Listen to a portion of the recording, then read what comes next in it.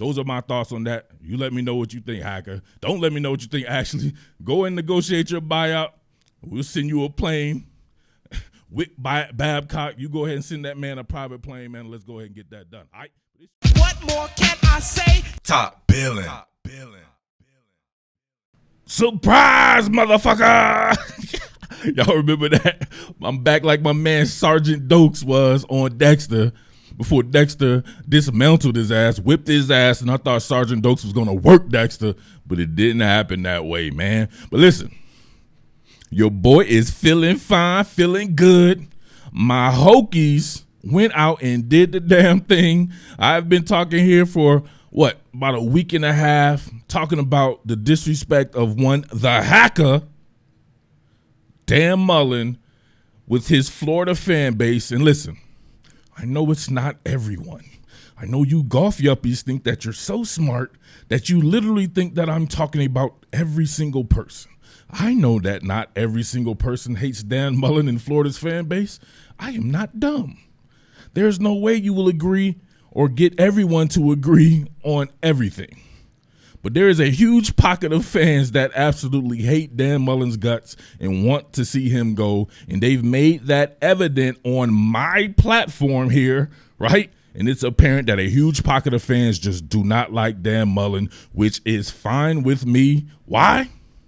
Because my Hokies got rid of Coach Fuente yesterday, and now the courting of Dan Mullen from your boy commences because I see this dumbass article right here by Dennis Dodd of CBS. So let's get into that right here, and then I got to recruit my boy the hacker right here to Virginia, up in Blasburg, so he can come save this great program, and he would be a monumental fit, a perfect fit, very much like he was what we see there at Mississippi State, right? He looks very good in maroon. We see right there on that cover right here. Come back and wear the maroon, baby. This time maroon and orange.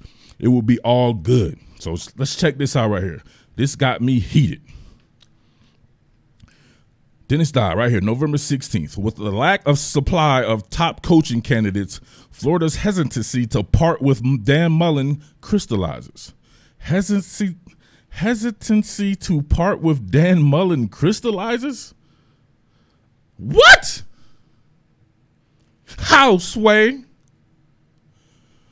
Okay, so according to his sources, there will be no midseason firing of Florida coach Dan Mullen.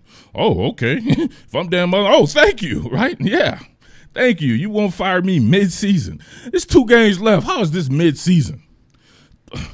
If the Gators ultimately decide to do anything with Mullen, it will not come until the end of the regular season, which is in 2 weeks. Why wait? And when you can do it right now, baby, the Hokies job has opened up. Go ahead and do the inevitable, because you can't be serious.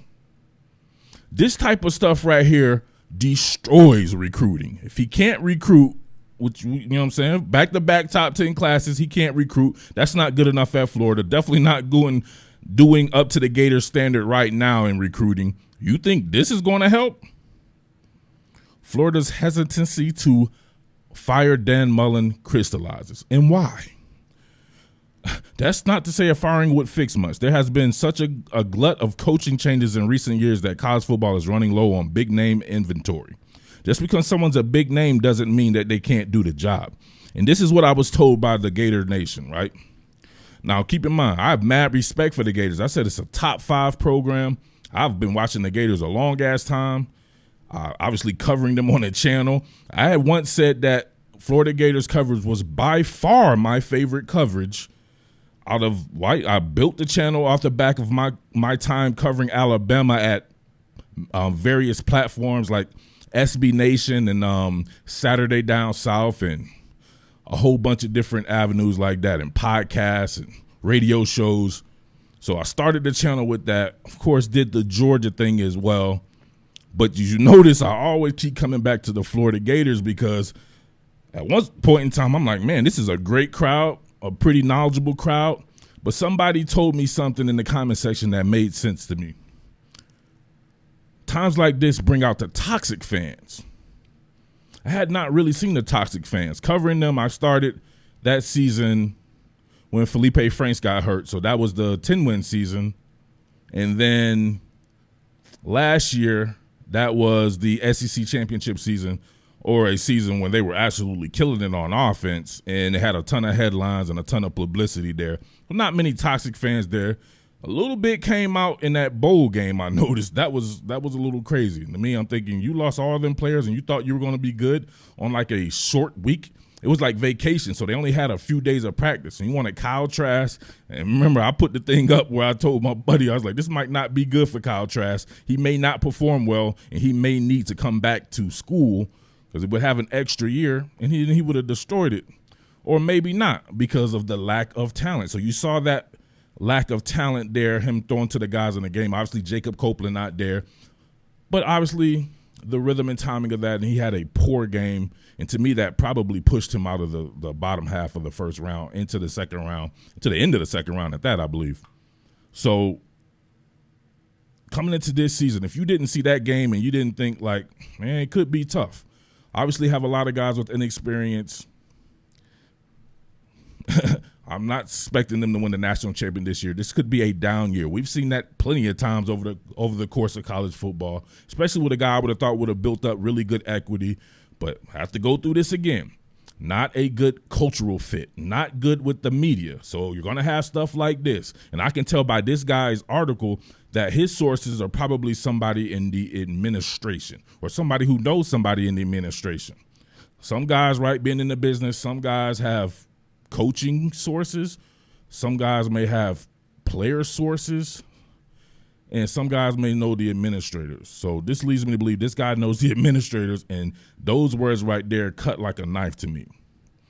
So if you're talking about there's a lack of high-level candidates, and you tell me that Florida is one of the top programs, which I said I think it's a top 5 program, top 10 very least, couldn't you or shouldn't you be able to poach someone from a big program or a big-name guy?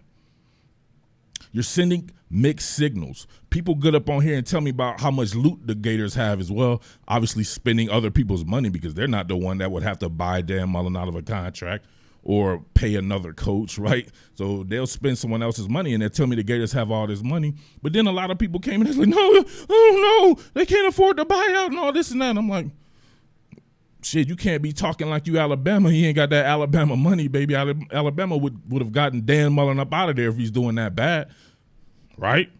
So they're talking about guys like Luke Fickell. He's doing a damn good job in Cincinnati. I wouldn't be able to argue against that, right? A defensive coach like that we've known from his time at Ohio State as a player, I remember, and then as an interim head coach there as well. Dave Aranda. Doing very good at Baylor. Upset Oklahoma, another defensive coach there. The Fresno State coach, Kalen DeBoer. I don't really know much about Fresno State. I can't say anything about that. But look at this. Mel Tucker. That's not a great candidate. Mel Tucker would not be interested in the Florida Gators. So then they go on to say something like, well, LSU has a vacancy and USC has a vacancy. You too much of a you-know-what to go against those guys for a guy like a Mel Tucker. He can recruit. I think he's going to be pretty savvy with the media. He is a Saban guy as well. You know what I mean? So maybe not. I don't know on that front. I haven't been paid attention to him on that, but I do know that he has a reputation as a good recruiter. I think they're doing pretty good right now recruiting at Michigan State. They're having really good results in his second season, something that Florida had is with Dan Mullen as well, but, I mean, we don't want to talk about that, right? But you're scared to compete with that guy. So they mentioned Mel Tucker for LSU, might be interested in LSU. Jimbo Fisher reiterated his intentions to stay with the Aggies on Monday. That wouldn't make sense to me for him to go, but then they mentioned like a James Franklin and people like that. But to me, none of that matters. If you got a guy out there that's dope and you're the Florida Gators, couldn't you just go out there and get him? Why is this happening to the hacker? I don't understand this, dude. You guys have some unrealistic expectations, and it's just one down season with a whole bunch of guys with inexperience. Look at who Emory Jones. I know we like to get on Emory Jones, or you like to get on Emory Jones and talk about how bad he is, and he's late on throws and this and that. But I know you people who have never played the game thinks that everything's on the quarterback. And you look at something and somebody will come wide open and you think that in the moment right there, that person was wide open when you're going through a timing-based aspect of going through plays. So suppose these receivers just aren't good enough. Obviously, Emory Jones has a lot of improvement, but you can't sit up here and tell me he's throwing to a whole bunch of elite NFL prospects at the wide receiver position. But we're not going to mention that. The offensive line doing much better. There's no doubt about that. The run game there, I think obviously Emory Jones will have a lot to do with that. The running backs doing pretty good there. The defense, you know what I mean? The defense not doing that well. We know they already fired somebody. They already fired Ty Grantham. It didn't go well in the first game without Ty Grantham, but it wasn't going to go well with Ty Grantham anyway because we already know this, that they're not struggling on defense. So what does 2 games have to do anything? Because they went on to say something about he gets to audition for a couple of games or something like that. So pretty much these next 2 games have to do with this man's tenure with the Florida Gators. How does that make sense? Let it go. Just let it go. Come to some type of agreement and let that man be bought out of his contract. The hacker, let me talk to you for a second, baby. If you're not appreciated there by the majority of your fans, or maybe, you know what I'm saying, maybe it's the vocal minority, but that always stands out to people. I'm sorry. If you have that type of resume, and then people always want to come, and when I'm in the comment section or when they're in my comment section, and they'll say stuff like, he won with Jim McElwain's players. Did Jim McElwain win with his own players? How many games were won under Jim McElwain before Dan Mullen got there? Where was the offense ranked before Dan Mullen got there? Were any of those guys actually producing at an NFL level like a Kadarius Toney or a Kyle Pitts or a Kyle Trask? No matter how you try to parse that and try to be negative towards Dan Mullen and say, I thought Kyle Trask was going to be good anyway. He wasn't. He had no track record of being good there. So you can say he was going to be this and that. That doesn't mean he was going to do that. Why not give that man some credit? Like I said before, you cannot blame someone for everything and give them credit for nothing. That's just being biased. So I just do not understand what's going on right here.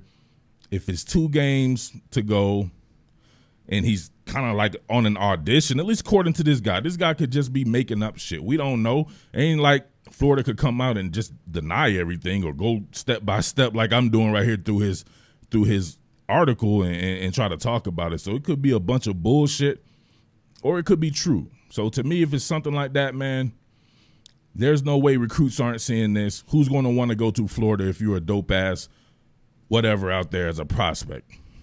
I'll hang up and listen. So once again, listen to your boy right here, man. Come to Blacksburg. We got a lot of shit for you, man. There's no doubt about that. People will appreciate your ability to coach up an offense, to develop quarterbacks. They did not have that under Coach Fuente. He is not putting anyone in the NFL at the quarterback position, whether it have been Josh Jackson or anybody but Jeriah Evans before him. Any of these guys right there, nobody's in the NFL under him. You can do that. You did that at Mississippi State. Much as I love Virginia Tech, I will put my school under a regional type deal, just like a Mississippi State. They were very patient with you at Mississippi State. Virginia Tech will be very patient with you. Coach Fuente got 6 years. 6 years. Already in your 3rd year, I started to hear people yapping about you at Florida, and you were coming off of winning the SEC East and beating the team that they said that you would never beat. And you beat them so bad they had to make dumbass excuses that they're still making to this day. I've heard all kinds of shit. I said that shit in the comment section. There was a torn hymen by one of the quarterbacks or something like that. You had upwards of 60-something injuries. The coach, Smart, he was facing being a double amputee right before the game, so it threw off his mental capacity, and he was not able to coach his best. And now all the starters were hurt. That's what you did to them just last season. So now fast forward, not going your way. a lot of inexperience. We know the defense wasn't going to be good. Definitely need to get better defensive coaching in there. Need an uptick in personnel, but I still think there's some talented guys on there, like a Chris Bogle or somebody like that. I would like to see him with some other guys. I've never seen Lloyd Summerall out there. There's some young guys that I always wanted to see play, and some of the defensive backs look pretty talented out there. I don't know. But in Blacksburg, man, they'll be patient with you. You know we got the dopest color scheme, the dopest uniforms as well. You was looking dope in that maroon or whatever they call it at Mississippi State. Very similar color there. Come on over, baby. Come on over. You know who else I want to bring with you? There's two people that you have that I want you to bring. Number one, Dr. Pressure, Todd Grantham. I had somebody's like, Murf, you were wrong about Todd Grantham. You called him Dr. Pressure. So I'm like, what does me calling him Dr. Pressure have to do with the price of tea in China? Dr. Pressure obviously is a designation for his style of defense. He doctors up pressure. That's what he does. He brings pressure and fabricated pressure schemes and some of the most creative schemes. Now, do they work all the time? Or did I say he was the greatest thing since sliced bread? No, I called him Dr. Pressure, talking about his style of defense. You people that dumb? That dumb. Well, if you are, that's cool. Bring that man to Blacksburg. He is a former Hokie, one of the best Hokies out there, man. He come back and represent in some capacity. It may not have to be the defensive coordinator. Some other guys I would want there. But even if you did want to reunite with him at the defensive coordinator, maybe it'll just work out better with him in Virginia Tech. It's not like we haven't seen him have some good teams or some good defenses before. And you know who else I wanted you to bring?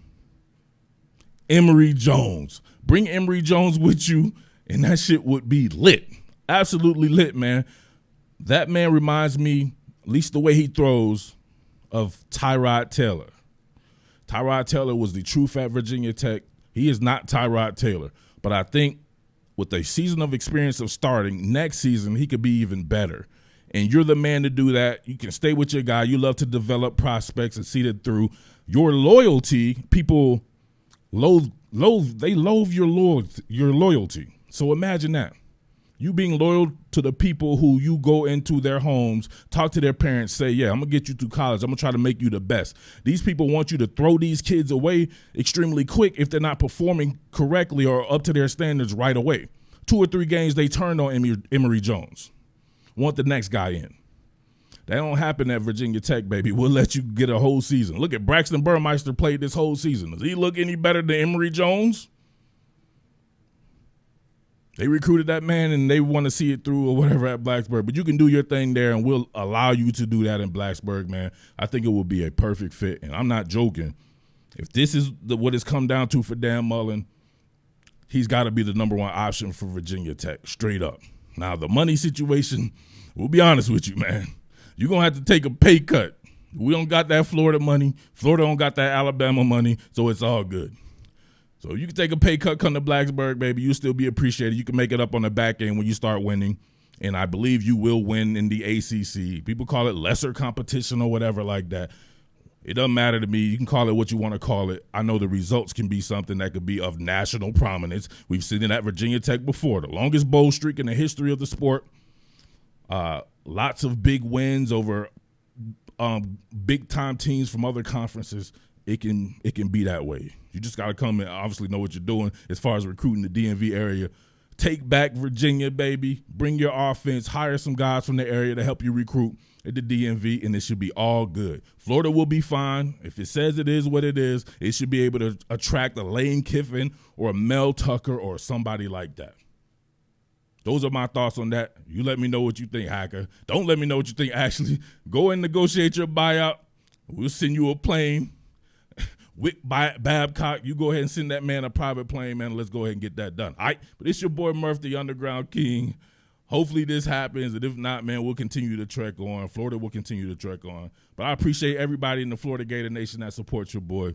A lot of this is in jest and having a little fun with it, but I'm extremely excited that new beginnings at Virginia Tech, and it could be new beginnings with this man right here that I think highly of. He's not the hacker. Cool. If he's not the hacker, let him not hack with Virginia Tech. All right? Peace. What more can I say? Top Billin.